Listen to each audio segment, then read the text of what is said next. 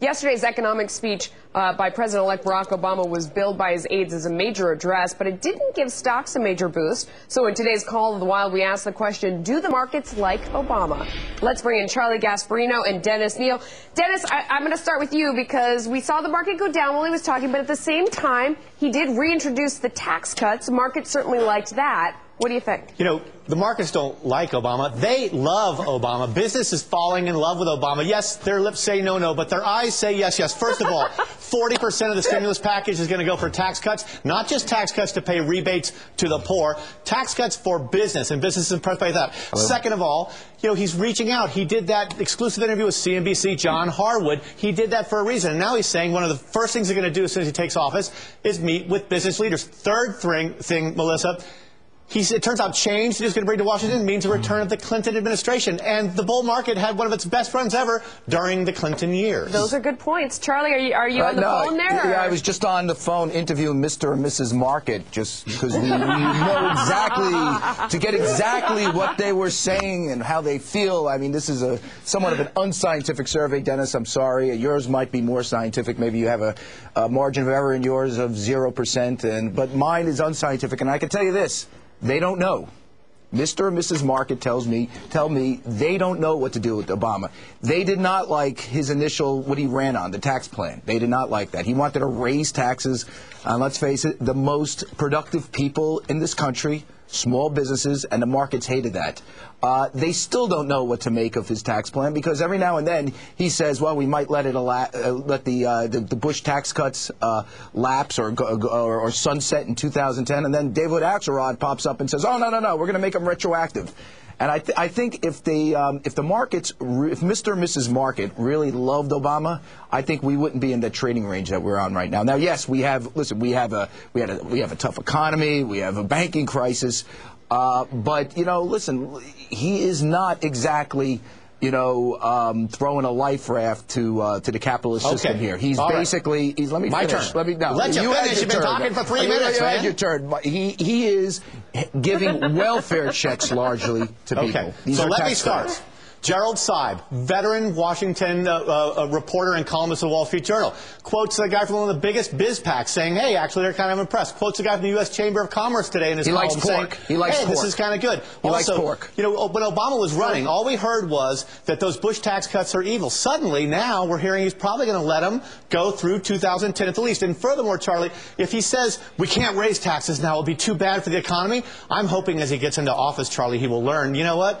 Tax increases are always bad for the economy, whether the economy is bad or good. Dennis, you're suggesting just from those isolated instances that people that grow jobs, that the entrepreneurial part of this economy, not the business lobby that loves to suck up as much corporate welfare as they can, but the people that produce most of the jobs, the small businesses, the entrepreneurs, like this guy. And I'm telling you, the jury is out. Now, if you took some scientific survey that suggests that they love him, well, then, you know, put up the numbers and let's see. But I could tell you that, excuse me? Hey, Dennis, how come Obama hates rich people, Dennis? Yes, that's a great question. Obama ran on rich people as entrepreneurs. He ran on this big gap that separates rich and poor, and he said it was one of the biggest. Innovation and technology. Why do they always hate rich people, Dennis? Okay, so when Obama ran for office, he said one of the biggest problems facing the country was the gap that separates rich and poor. I disagree. I figure you help the poor, you don't have to hurt the rich. Right. But since then, the markets have taken care of that big gap, and they've cut it in half. Boy, but Dennis, here's the problem with what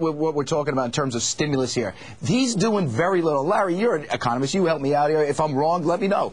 What is he doing for the entrepreneurial part of this economy? Not much. I mean, that is the key. If you're telling me the business lobby group that sucks up corporate welfare likes this guy, I'm telling you that is a BS measure. I will say this. If I can jump in here, I think this guy is going to be a one-termer anyway because the economy is in such tough shape in the financial markets. And whatever he does, I don't think makes much difference, really. Gary, you don't think if he lowered taxes? Hey, listen, you know, what we've had so far is you look at these employment numbers and you add them all in, we're almost 700,000 fewer people we thought we had a month ago. Gary, here's a simple equation here when we talk about the business community. Dennis confuses all these big businesses and their lobbyists and all all these guys that love corporate welfare with the entrepreneurial side of the economy, which actually does create the jobs. And I'm telling you that what is missing in this plan, and Gary, correct me if I'm wrong, where is the stimulus to get entrepreneurs to take risks again? I agree. The stimulus plan is going to give billions. We're going to be driving on gold-plated. They can't keep their flower shops running. Dennis, we're going to be driving on gold-plated highways when he's done. Credit. I just want to be. I want to be even-handed on this, which is rare for me. But he has changed his plan.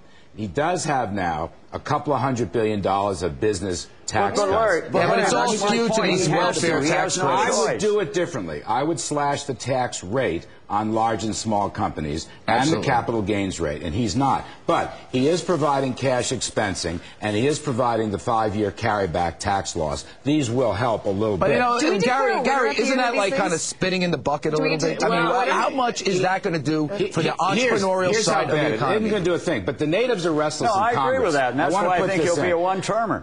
Nancy Pelosi said today she wants to repeal the Bush tax cuts this year. Okay, you see? And she senators needs to learn her place. That woman needs to learn that he is the president. She is not the president. She's the speaker. He's resisting the natives. He's going to. But you know, Larry, the Democratic natives are restless. The pressure's going to build on. They want all FDR and no tax cuts. They want government to run this country, and they don't want people to get their own money. All right, I'm pulling the plug on this whole thing. We got to go pay some bills. Thanks everyone for joining us.